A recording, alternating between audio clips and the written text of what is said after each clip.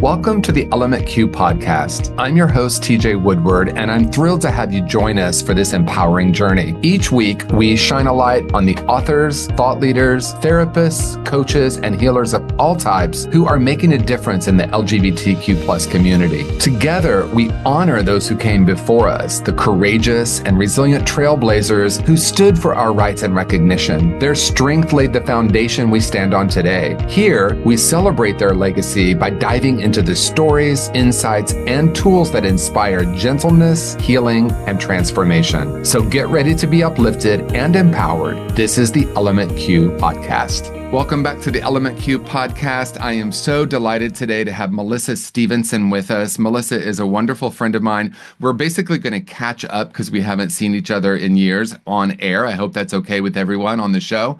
Melissa is a therapist in private practice in San Diego and so much more. Of course, we will have her full bio in the show notes. Melissa, welcome to the show. Hi, thanks for having me. So delighted to be in this conversation with you. Why don't we start with, we're going to be having a conversation about how we look at the fight that the LGBTQ community has been in, and how, of course, that's been an important part of our evolution, and how we balance that desire for fight, but also a deeper healing and a deeper possibility for ourselves individually and collectively. So I wonder what you have to say about that based on that intro. What's showing up for you, or what would you like to share about that? Yeah, I think this is a really important topic because the fight of equality and human rights and just basic safety in your neighborhood is so important and so real and so imminent.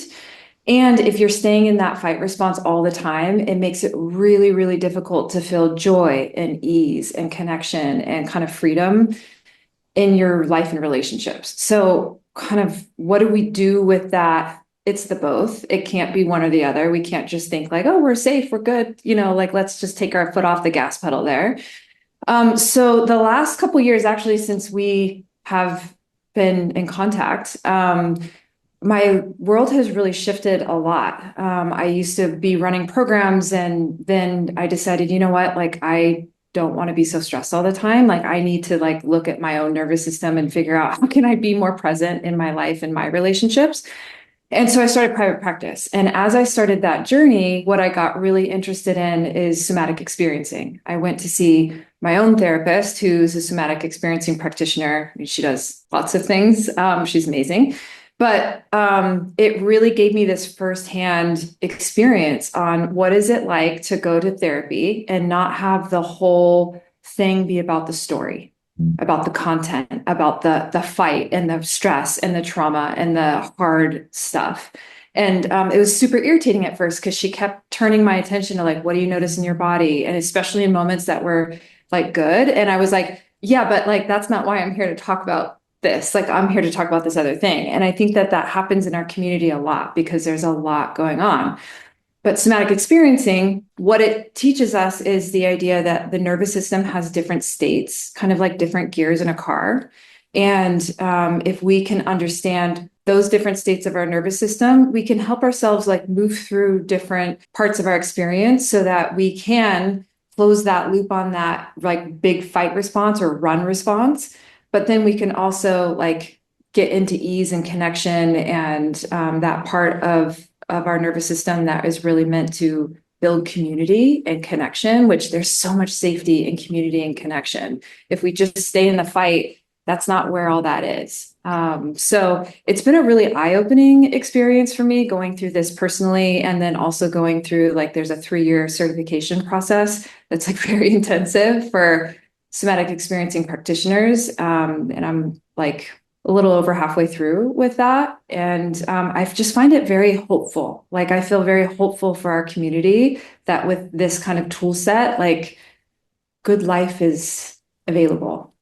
Oh my gosh, I love everything you just shared. And there are three different things I'm thinking. One is my own experience. The second piece is I love that you're talking about the both and, not the either or, because I know in Yeah. my own journey, I wanted to bypass the fight. I mean, I did the fight, Yes. right? I was in San Francisco Yes. in the early 90s during the ACT UP years, and like I was in Yes. that fight.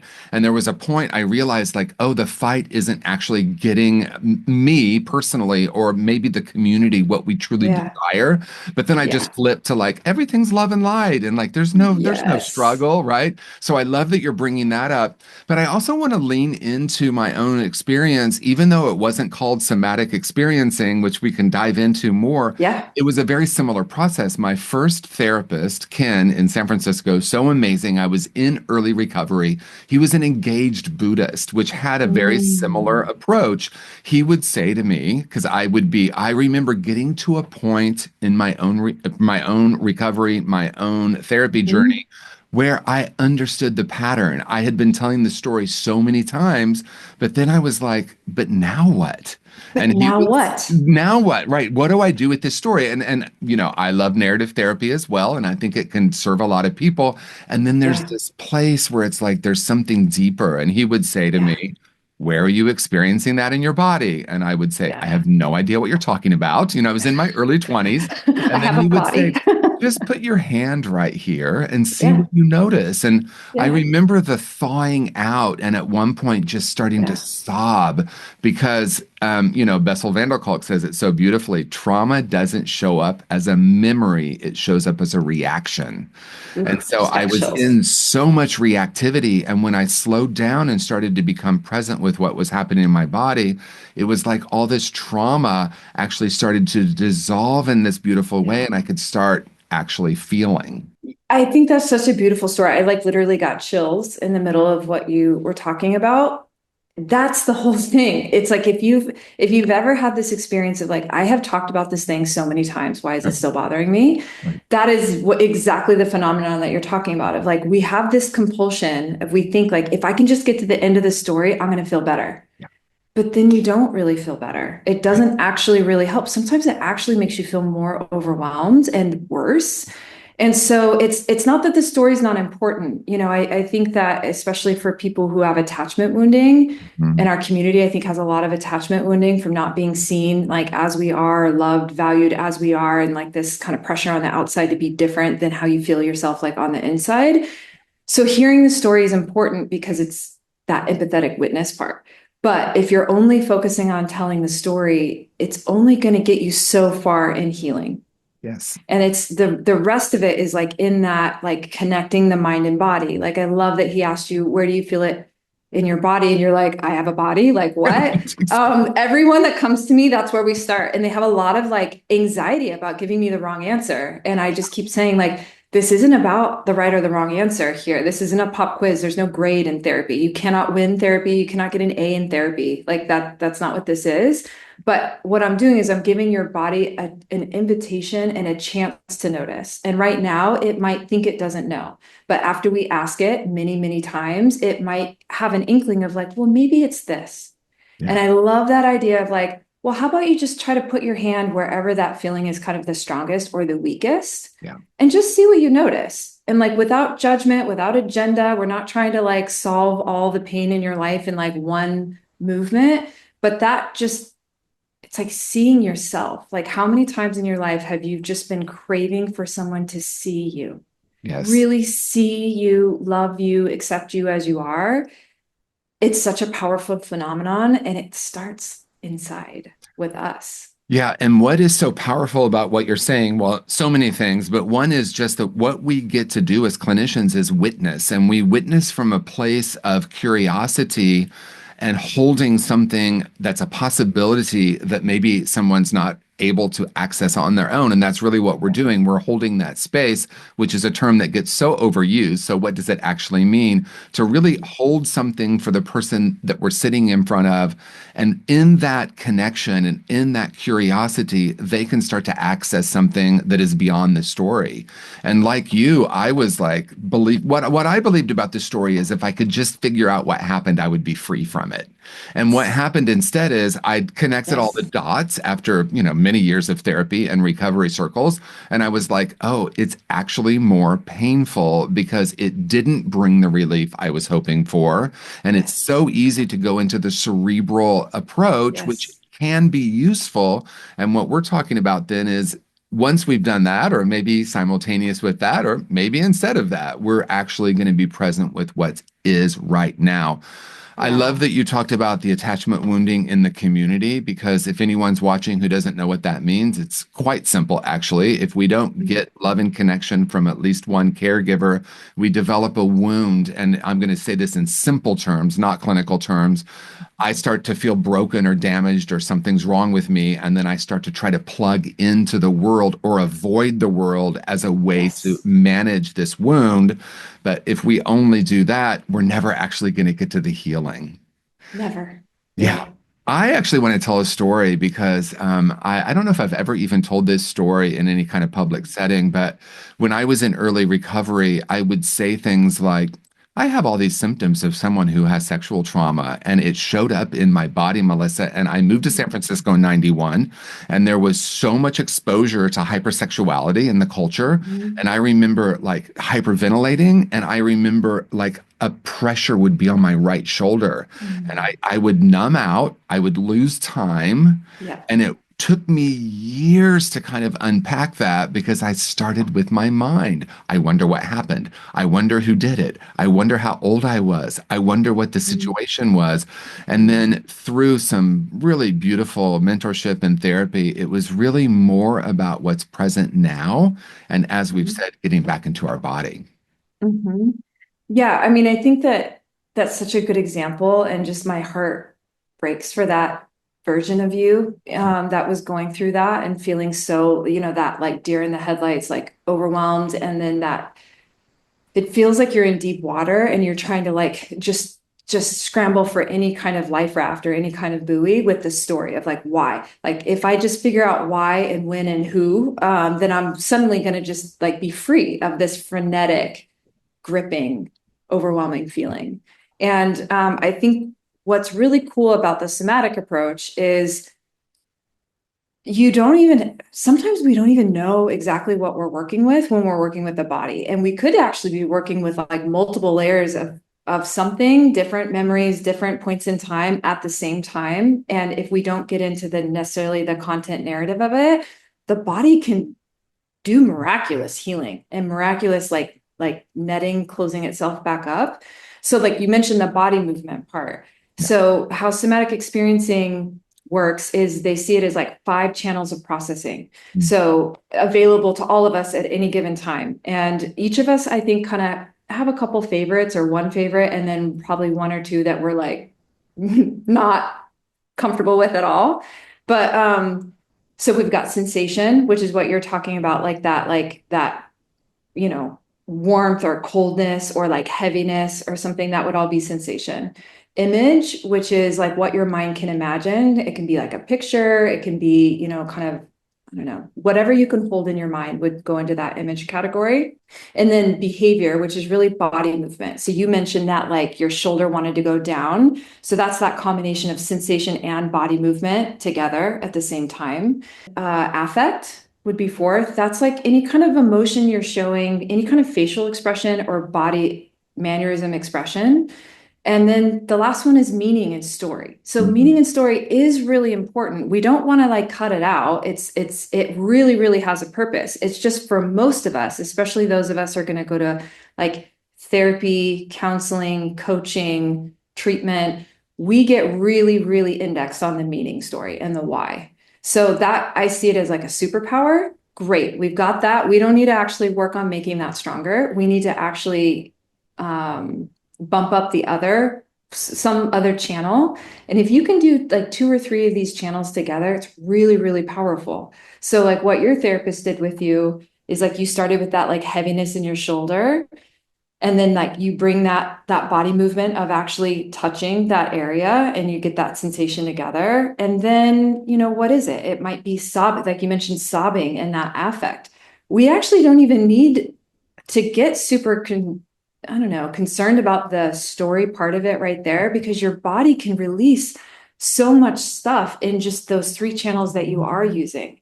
And then the meaning channel of like how I feel now can really shift and change. So Yes. what I hope people take away from this conversation is it's not either or. It's not like only in your body tissue, don't worry about what's happening in your mind. And it's also not only in your mind, forget about your body. It's gotta, we really have to like reconnect both together, and they gotta be working in unison.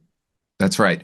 And one of the concepts that works for me, it's something I put in Conscious Recovery in my book, is the four rooms: physical, intellectual, emotional, and spiritual.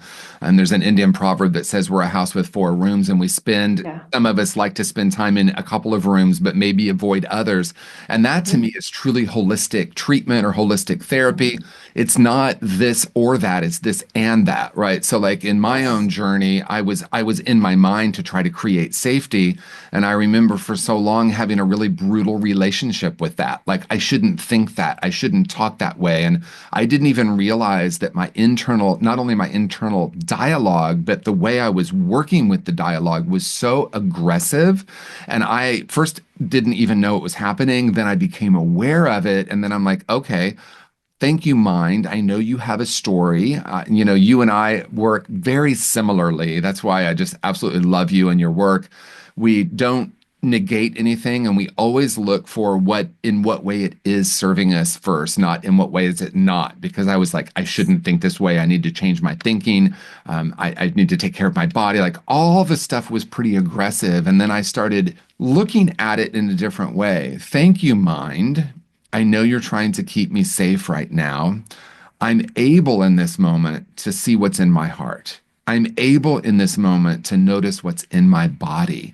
I'm able in this moment to ground myself in spirit. And, sometimes I think the simplest way to say things can be so powerful. And, I've worked in the addiction treatment field for 17 years, and I've come to something that's really simple. And that is, I think the number one recovery tool for someone is just to be able to sit with themselves, even if it's 2 minutes, to not escape, to not run, to not go into the strategy. And that takes practice, but it also takes gentleness. And I think, Yes. looking backward, the recovery movement has been very like aggressive, like it's very behavior modification. It's very like what you're doing and you're selfish and self-centered. And like what we know is like, yes, okay, all of that is there because you're managing something. I remember thinking, why do we send people to anger management instead of saying, what is the anger managing? It's very different. It's very subtle, but it's also a radically different way of being with ourselves and our clients. Very different. I mean, it's light years different. I think that is, I love that you brought that up, because if we can look at something that's not serving us and look first at like, oh, it must be here for a reason. If we have like trust in like the body and the psyche is very, very smart and very, very resourceful, and there's some way that we are still alive at this point in our life, that's amazing. It's a miracle in and of itself to be alive in this moment in time and to have this many days on the planet. And with that, that means that my body and mind have strategies to deal with really hard things. And when I don't have the skills to actually cope with those hard things, then the strategy comes in to try to save me from the overwhelm. And so there's this concept called coupling, where it's like kind of association. Mm. There's some things in our memory that get over associated. So, like, I don't know, like Easter and chocolate would be one of those things. Like you think about Easter, you immediately think about like chocolate or like Peeps or something like that. That's an over association, because chocolate exists without Easter and Easter actually exists without chocolate, right? But in our mind, there's so much cueing of it going together that it comes together. What happens, it's the mind is an amazing thing. And what it'll do is it will bring things like that together, where it's like such a quick and easy way to remember something, but then you don't remember anything else about it. And so that's the uncoupling part. And it's, if we're looking at it like an iceberg, that's the part that's under the water that we don't see. And I think when you look at addiction, you look at eating disorders, you look at codependency, attachment, relationship stuff, That's a lot of what's happening. Is there's some things that are like seen on top of the surface, and it's really easy to judge those things about ourselves and about our partners or our family members. Yep. And then there's all this stuff going on under the surface that is too overwhelming to see with the skill sets currently in play. And what you see when you go through treatment or therapy or some sort of spiritual experience is all of a sudden that stuff that has been separated down here all of a sudden comes back together. Mm. And all that life energy that's been keeping them apart, keeping you from remembering them, keeping you from knowing them, suddenly gets unbound and released when that comes back together. And that in of itself can be really overwhelming. Yeah. Wow. Because do you really, you want to know what you don't know, but do you really want to know what you don't know? And I hope for all of us, when we get to those moments where they suddenly come back together, that we're with an empathetic, safe witness that can be with us and be grounded with us. That's what co-regulation is. It's very different than codependency. They both start with co, but there's co-regulation so that when all that life energy gets released and all of a sudden we remember and we know that we're loved and we're taken care of and we're safe in that moment so that we can keep knowing what we know. Yeah. Because what the mind does is it'll just disconnect it. Oh, this is overwhelming. Oh, we just can't see it yet. Yeah, and what the other piece I think that's so important that I know you and I have spent probably hours talking about is that these strategies or these ways of managing these intense experiences, usually early in life, happened at a time when our brain isn't even developed, right? So when I was 7 years old, I had a profound experience of closing my heart. I talk a lot about this because it was such a profound shift. And I thought that I needed to fix that. And I'm using that word consciously because I thought I was broken and I was trying to fix it cerebrally. And then at some point, I realized I need to go back to when I was 7 and have a different conclusion. I can be a little provocative.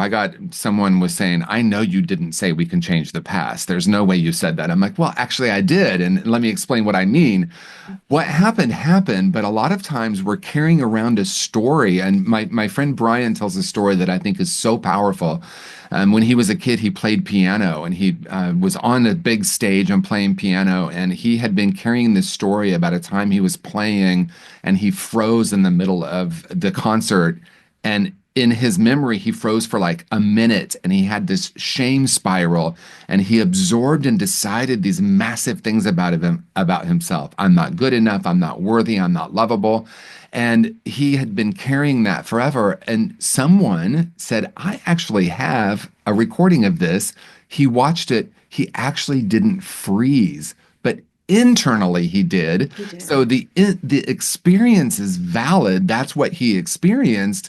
But when we go back and not that we need to re-experience our trauma, but we can go back and have a different conclusion from this young age. It's the inner child work. I mean, you and I could do about 5 episodes, I know.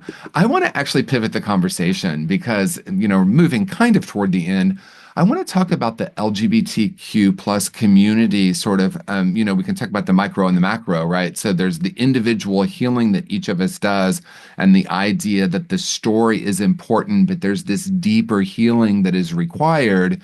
And I see that collectively too in our community, and I understand why. And we hold on a lot of times to the story, and that can be important, or we hold on to the fight.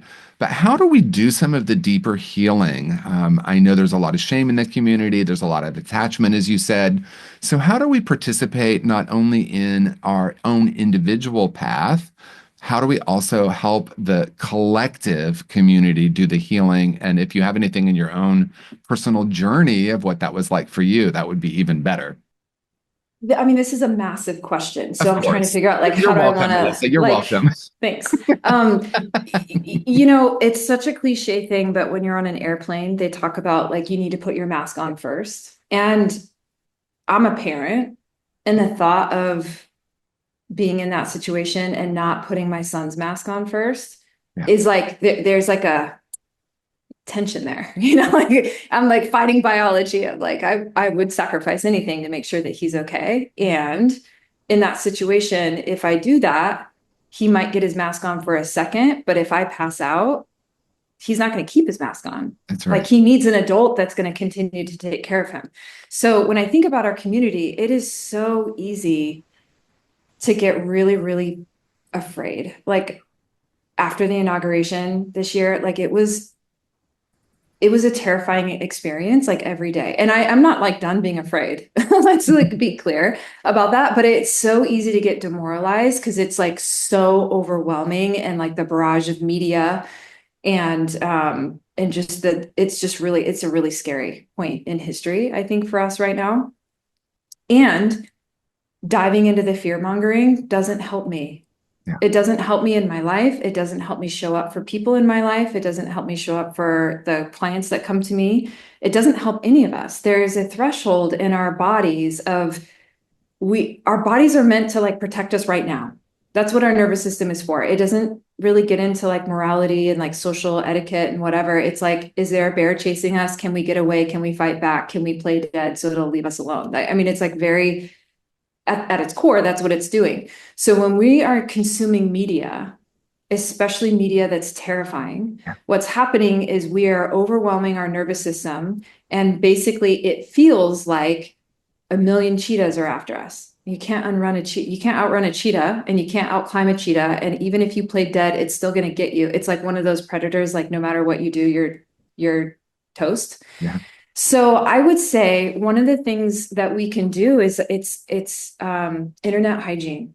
So I talk about this with almost every client that comes into my private practice because they're all concerned about that. And we talk about like, okay, to the degree you can self-soothe and ground yourself and get safe connection in the here and now is to the degree of media you can consume today. Mm. So we each have a responsibility to ourselves and to our people that we care about to like keep an eye on that. Just because we can doesn't mean we should. Just because we can sit for hours and just doom scroll doesn't mean that it's helping us. Because it's biologically really hard to tear ourselves away because biologically it feels like I'm protecting myself. I need to know. What is that actually going to change?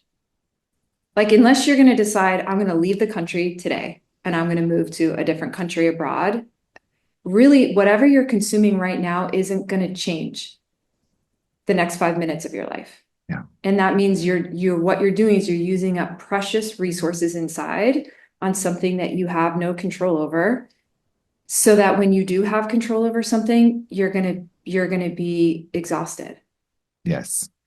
And what I love about that is we can honor that, respect that. Again, it's going back to it's not either or. And sometimes our mind has black and white thinking, like I'm either going to watch it and doom scroll. I love that, right? Or I'm just going to completely avoid it. And maybe it's not that, but the healing, the possibility for healing comes from connection. It comes from creating community. It comes from checking in with each other. It comes from finding safe places to, yes, talk about what the fear is, but to move beyond that as the only conversation. Yes. And I think what you said, Yes. and it's deep in our DNA because, yes, we used to like live in caves and we had to have a tribe of people to protect ourselves. And so now we might be creating coalitions of people, but what are those coalitions built on, right? And this is the foundation of my work and what I'm most passionate about. And it's very tricky. It's a nuanced conversation because I would never want someone to think what I'm saying is ignore or pretend like something's not happening. I tried that for a decade. It didn't go so well, right? But to honor it, but to realize that the coalitions we're building, and I'm just using that term, it's our family systems, our family of choice, our partnerships, our support groups. If they're built in love instead of fear, there's a very different vibration. And sometimes I think I've heard friends say things like, well, if I am wanting to be joyful or happy or in love, I don't think this is a time to do that because there's so many horrible things happening in the world. And I would say that's the time that we must do it the most, right? To be that love and to honor the fear, but not to be in the vibration of fear most of the time, which I find so many people are. Yes, life is now. Yeah. Life is now. Life is not when things are perfect and politics are perfect and your family's perfect, and that's not when life happens. Life is now. Life is the mess. Life is the chaos. Life is the freneticness. And I think that One of the things that I go back to is Viktor Frankl's Man's Search for Meaning. And like in a concentration camp, him getting to this point of really getting clear of like, you can take everything from me, like my health, my possessions, my relationships, like literally everything from me, but you don't get to take my joy. That's an inside thing. Yeah. And I have control over that. And I think that is such a beautiful, like self-possession thing. And when we do that, when we let grab hold of that, usually it feels so good when we can like get a grip on it. And then the next thing that's usually intuitive from there is to connect. So I would say basic thing to try. The next time you want to like scroll through social media because you're tired or it's been a long day or like you just want something light or whatever, instead of going to that platform you always go to your camera roll and start at the beginning and just start scrolling through. And when you find a memory that was like, oh, that was great, or like, oh, like I haven't talked to that person for a while, send that picture to that person or send them a text message and say, hey, you know what? You were just on my mind. And I remember that time that we did da da da da da. And I found myself laughing right now. Hope you're good. Oh, I love that. Wow, that's so beautiful. And it's, again, it's so simple, but so powerful, right? Because what we're feeding ourselves is what we experience. So I'm in a moment, I'm going to let you have, a moment to have any kind of closing thoughts or anything you want to say in closing. What I want to kind of lean into to add on to what you're saying is that sometimes I think we might think something like, or I hear people saying, well, if I'm only in my own joy, how is that going to change the world? And the analogy I use, you have your son, he's gone through the toddler years recently, and it's a perfect example when a toddler or a pre-programmed human really is expressing themselves and they do that very clearly. We sometimes call it a temper tantrum, but they're actually just feeling, Yeah. which is going to help that child, criticism or love. Are we going to fight them, which a lot of people do? Don't cry, go to your room. Here's a piece of candy. No wonder we're all addicted, right? From a very early age. Like, let me like do something to not feel. But or is acceptance, love, and openness going to help someone actually have their feelings? I remember when my nephew was a little, like a 2-year-old or 3-year-old, all I had to do is just get down on his level and be present with him. And what would happen then, of course, is he would regulate, the emotions would regulate. And I look at that collectively because I think somehow we've collectively decided I'm not a good member of this community if I'm not in the fight. And the fight has a place, but now it's time to say, is that actually creating change? It's not apathy to disconnect and scroll through your photos. That's actually what I believe this community needs is more love. So those are my closing thoughts. And Melissa, I'm wondering, one, anything you want to say in closing? I can't believe our conversation's already come to a close. I This already want to is, invite you back, and then how people can contact you. I would love to come back. Yeah.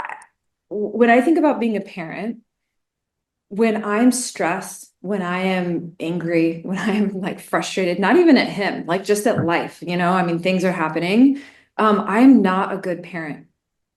I'm not. I can't hold space for him. Like he's 4. Like he's just being 4. Like he Yeah. wants to run around and scream and like spin in a circle. Like good for you, dude. Like I mean, we should all like live like him. Like it's amazing how little kids can experience like unbridled joy. And as adults, when we're stressed, we try to limit that and we try to quiet it down and it's Mhm. annoying or it's too much or something. And when you step back out of it, when you're not dysregulated and you look at that, that's such a tragedy. It's a sadness. And I find personally that when I am taking care of myself and I'm connecting with people in my life who have the capacity to give back to me, and I'm able to get grounded, and I'm not just like in a walking trauma response, Right. and I'm not just like angry and fighting and like on edge. I got an aura ring. Like it's funny. Like if I'm like in that super stress category, I literally hold no space for anyone. I get shorter, I get sharper. I'm like not as patient and I'm not as creative. And I don't have the stamina. Eventually, what happens to me if I live in that zone for too long is I get really tired and it's hard to get out of bed. And it's hard to track conversation. It's hard to listen to people. It's hard to get stuff done. And if you want to talk about being effective in the fight, that's not effective Right. fighting.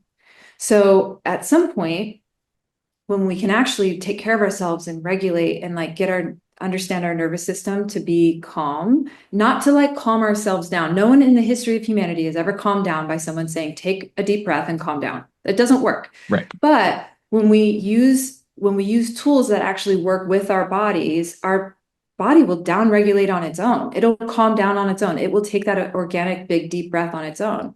And when we do that, we're able to be more connected, which makes us safer, because in the history of humanity, no matter what culture around the world you're looking at, the more connected you are, the safer you are. And I just think that's the path forward here. Like, being connected is part of the fight. It's just a different angle of it. That's right. And I think that in the history of our movement, when we were really fractured, we didn't have nearly as much power.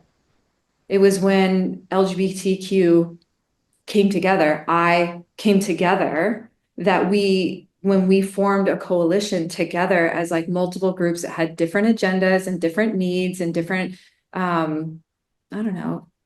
experiences, but we needed the same thing. We had a very shared experience in like what we needed from healthcare and society and laws and stuff like that. We became powerful. Mm.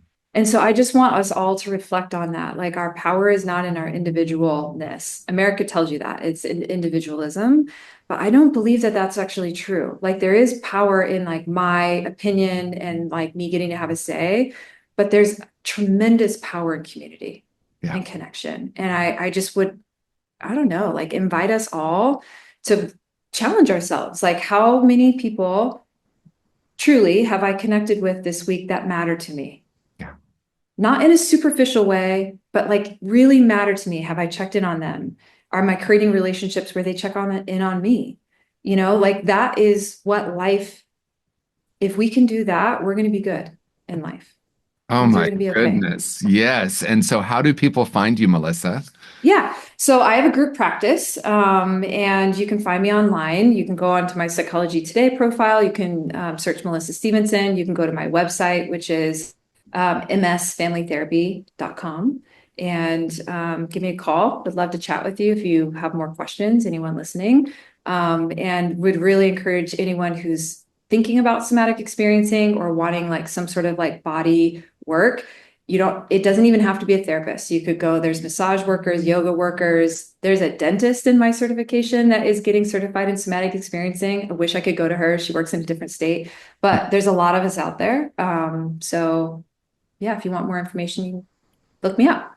Wow. Well, Melissa, as always, I feel so full after our conversation, and absolutely I want to have you back. If you have enjoyed this conversation, please share it. Please like and subscribe. We are so thrilled, honestly thrilled, to have these conversations about how we can create deeper healing within our community. And what I want to close with is, if no one has told you today, you came into the world as a whole, complete and perfect being, and that is still the core of who and what you are. So peace and blessings, everyone. Thank you again so much for joining us for this conversation. Thank you for joining us for this episode of the LMFT podcast. It's an honor to walk this path of healing and transformation with you. Remember, the courage and resilience of those who came before us live on in each of us. Let's continue to carry their legacy forward as we support one another in creating a world filled with love, gentleness, and empowerment. If you enjoyed today's conversation, please subscribe, leave a review, and share this podcast with someone who needs to hear it. Together, we're building a brighter future, one story at a time. Until next time, I'm TJ Woodward, and this has been the LMFT podcast.